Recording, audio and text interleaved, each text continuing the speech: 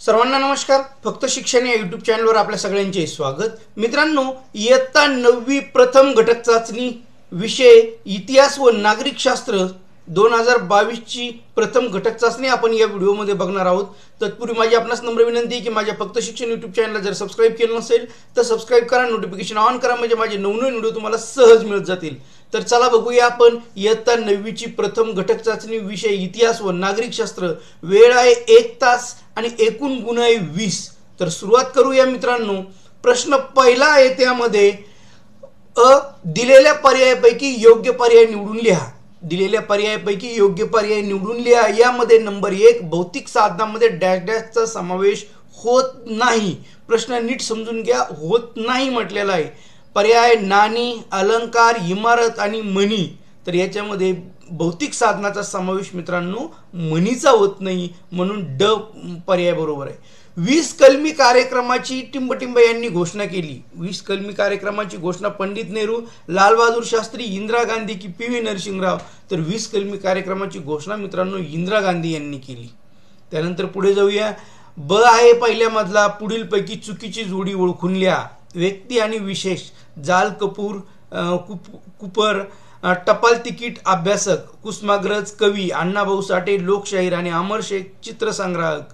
तर मित्रांनो यामध्ये जी चुकीची जोडी आहे ती आहे शेवटची. अमर शेख हे चित्रसंग्राहक होते का? नाही.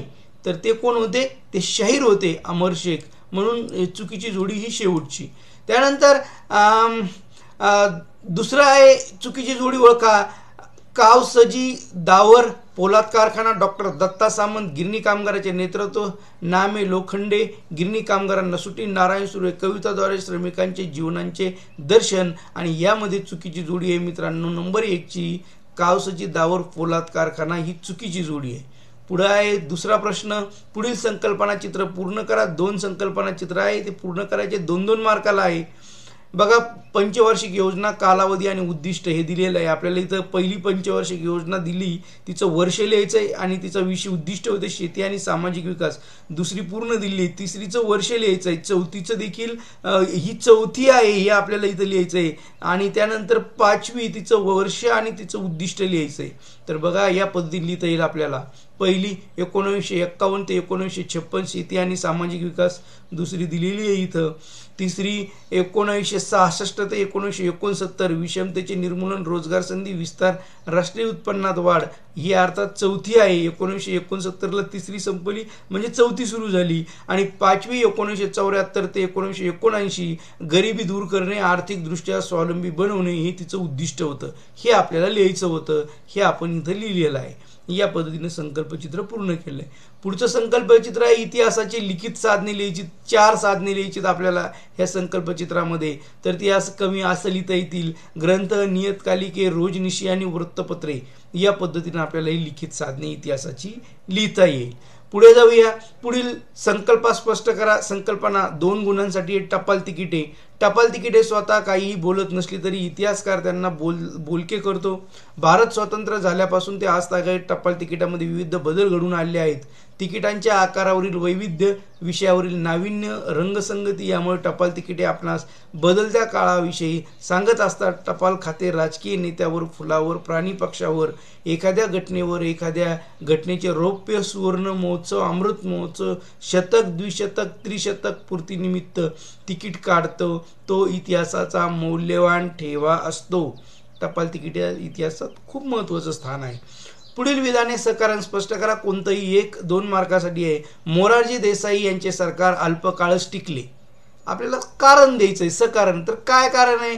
आणीबाणीच्या पार्श्वभूमीवर अनेक विरोधी पक्ष एकत्र येऊन जनता पक्षाची निर्मिती केली. नव्याने स्थापन झालेल्या जनता पक्षाकडून इंदिरा गांधी यांच्या नेतृत्वाखालील काँग्रेस सरकारचा दारुण पराभव झाला, निवडणुकीत झाला. मोरारजी देसाई देशाचे पंतप्रधान झाले. यांच्या नेतृत्वाखालील जनता पक्षाचे सरकार मात्र आपापसातील मतभेदामुळे फार काळ टिकले नाही आणि ते अल्प काळातच ते सरकार पडले, म्हणून आपल्याला हे कारण सांगता येतं. त्यानंतर प्रश्न 5वा. पुढील प्रश्नांची प्रत्येकी 25 ते 30 शब्दात उत्तरल्या 2 गुणांसाठी आहे. 8व्या पंचवार्षिक योजनेत कोणत्या कार्यक्रम सुरू करण्यात आले? तर बघा, 8व्या पंचवार्षिक योजनेत पुढील कार्यक्रम सुरू करण्यात आले. त्यामध्ये नंबर 1, प्रधानमंत्री रोजगार योजना सुरू करण्यात आली, महिला समृद्धी योजना सुरू करण्यात आली, राष्ट्रीय सामाजिक आर्थिक सहाय्य सुरू करण्यात आले, योजना सुरू करण्यात आली आणि माध्यान्ह आहार योजना सुरू करण्यात आली 8व्या पंचवार्षिक योजनेमध्ये. त्यानंतर इंदिरा महिला योजना सुरू करण्यात आली आणि गंगा कल्याण योजना देखील 8व्या पंचवार्षिक योजनेमध्येच सुरू करण्यात आली. आता पुढे नागरिक शास्त्राचा प्रश्न आहे, प्रश्न 6वा. दिलेल्या पर्यायापैकी योग्य पर्याय निवडून विधाने पूर्ण करा. शीतयुद्ध डॅश डॅश या घटनेमुळे संपले. कशामुळे संपले? 4 पर्याय दिले. संयुक्त राष्ट्राची स्थापना झाली, सोव्हिएत रशियाचे विघटन झाले, लष्करी संघटनांची निर्मिती की क्युबाचा संघर्ष. तर याचं खरं उत्तर आहे मित्रांनो, सोव्हिएत रशियाचे विघटन. इथं खाली दिलेलं आहे, सोव्हिएत रशियाचे विघटन झाले, त्यामुळे आपोआपच शीतयुद्ध संपले. त्यानंतर इसवी सन 1974 साली भारताने डॅश डॅश या ठिकाणी अणुचाचणी केली. तर कुठे केली अणुचाचणी? पोखरण येथे केली. 1974ला भारताने हे अणुचाचणी. पुढे जाऊया. पुढील विधाने चूक की बरोबर ते सकारण स्पष्ट करा. अटल बिहारी वाजपेयी यांनी पाकिस्तान सोबत संबंध सुधारण्यास पुढाकार घेतला. तर हे विधान कसं आहे? बरोबर आहे. मग ते कसं बरोबर आहे ते पटवून द्यायचं आहे आपल्याला. तर ते या पद्धतीने येत आहे. 1998च्या शेवटी वाजपेयींनी पाकिस्तान सोबत शांतता चर्चेसाठी मोठा पुढाकार घेतला. दिल्ली दरम्यान लाहोर ते दिल्ली दरम्यान बस सेवा त्यांनी सुरू केली. ते स्वतः पहिल्या बसमधून पाकिस्तानमध्ये चर्चेसाठी गेले, निर्णय घेतला. याचे भारतात, पाकिस्तान आणि जागतिक स्तरावर उत्तम प्रतिसाद उमटले. दोन्ही देशाच्या नागरिकांनी देखील या अटल बिहारी वाजपेयींच्या निर्णयांचं स्वागत केलं होतं. त्यानंतर 8वा प्रश्न आहे. पुढील प्रश्नांची थोडक्यात उत्तरे लिहा. 2 गुणांसाठी आहे. भारताच्या परराष्ट्र धोरणाची उद्दिष्टे लिहा. तर भारताच्या परराष्ट्र धोरणाची उद्दिष्ट काय लिहिता येईल? अन्य राष्ट्राशी मैत्रीपूर्ण संबंध ठेवणे व आंतरराष्ट्रीय कायद्याचा आदर करणे, आंतरराष्ट्रीय शांतता व सुरक्षितता स्थापन करणे, राष्ट्रात न्याय व सन्माननीय संबंध प्रस्थापित करणे, आंतरराष्ट्रीय व्यवहारात आंतरराष्ट्रीय कायदा आणि करार याबद्दल आदर वृद्धिंगत करणे, लवादाच्या साहाय्याने आंतरराष्ट्रीय वादाची शांततामय सोडवणूक करणे आणि शेवटचं आहे मित्रांनो, भारताच्या एकतेचे व एकात्मतेचे रक्षण करणे. हे आपल्याला भारताच्या परराष्ट्र धोरणाची उद्दिष्ट सांगता येतील. मित्रांनो, पुन्हा नवीन व्हिडिओमध्ये नवीन घटकासह लवकरच भेटूया. तोपर्यंत धन्यवाद.